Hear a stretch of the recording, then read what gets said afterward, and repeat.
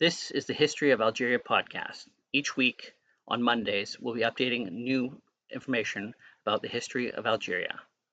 This is an Eat to My Own Beat podcast. This is the History of Algeria podcast, episode number 40 Formation and Characteristics of the Empire. Although Carthaginians retained a traditional Phoenician affinity for maritime trade and commerce, they were distinguished by their imperial and military ambitions. Whereas the Phoenician city-states rarely engaged in a territorial conquest, Carthage became an expansionist power, driven by its desire to access new sources of wealth and trade. It is unknown what factors influenced the citizens of Carthage, unlike those of other Phoenician colonies, to create an economic and political hegemony. The nearby city of Utica was far older and enjoyed the same geographical and political advantage, but they never embarked on a hegemonic conquest, instead coming under Carthaginian influence. One theory is that Babylonian and Persian domination of the Phoenician homeland produced refugees that swelled Carthage's population and transferred the culture, wealth, and traditions of Tyre to Carthage. The threat to the Phoenician trade monopoly by Etruscan and Greek competition in the west, and through foreign subjugation of its homeland in the east, also created the conditions of Carthage to consolidate its power and further its commercial interests. Another contributing factor may have been domestic politics. While little is known of Carthage's government and leadership prior to the 3rd century BC, the reign of Mago I and the political dominance of the Magonid family in the subsequent decades precipitated Carthage's rise as a dominant power.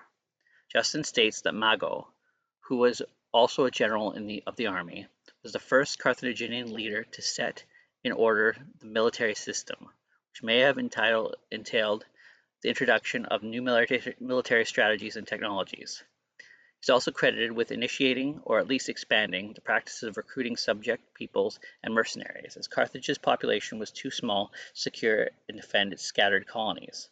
Libyans, Iberians, Sardinians, and Corsicans were soon enlisted for the Magonid expansionist campaigns across the region. By the beginning of the 4th century BC, the Carthaginians had become a superior power of the Western Mediterranean and remained so for roughly the next 3 centuries.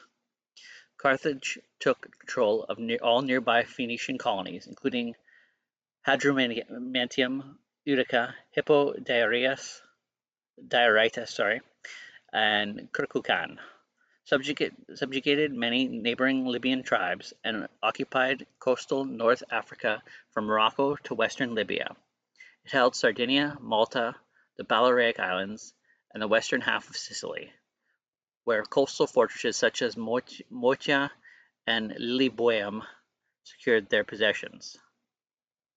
The Iberian Peninsula, which was rich in precious metals, saw some of the largest and most important Carthaginian settlements outside North Africa, though the degree of the political influence for the conquest of the Hamilcar Barca from 237 to 228 BC is disputed.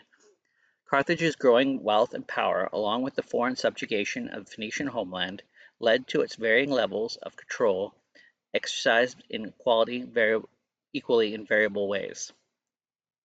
It established new colonies, repopulated and reinforced older ones, formed defensive pacts with other Phoenician city-states, and acquired territory directly by conquest.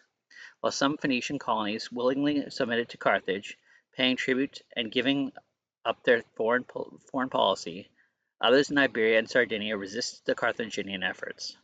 Whereas other Phoenician cities never exercised actual control of their colonies, the Carthaginians appointed the magistrates to directly control their own policy that would lead to a number of Iberian towns siding with the Romans during the Punic Wars. In many other instances, Carthage's hegemony was established through treaties, alliances, tributary obligations, and other such arrangements. It had elements of the Delian League, led by Athens. Allies shared the funding and manpower for defense. The Spartan kingdom, subjects people serving as serfs for the Punic elite and state, and to a lesser extent the Roman Empire, a Roman Republic, allies contributing manpower and tribute for Rome's war machine. In 509 BC, Carthage and Rome signed the first of several treaties demarcating the respective influence and commercial activities. This is the first textual source demonstrating Carthaginian control over Sicily and Sardinia. The treaty also conveys the extent to which Carthage was, at the very least, on equal terms with Rome, whose influence was limited to parts of central and southern Italy. Carthaginian's dominance of the sea reflected not only its Phoenician heritage, but the approach to the empire building that differed greatly with Rome. Carthage emphasizing maritime trade over territorial expansion and accordingly focused its settlements and influenced on coastal areas while investing more on its navy. For similar reasons, its ambitions were more commercial than imperial, which was why the empire took the form of hegemony based on the treaties and political arrangements more than by conquest. By contrast, the Romans focused on expanding and consolidating their own control over the mainland Italy and would aim to extend its control well beyond the homeland. These differences would prove key in conduct and trajectory of the later Punic Wars. By the 3rd century BC, Carthage was the center of a sprawling network of colonies and client states.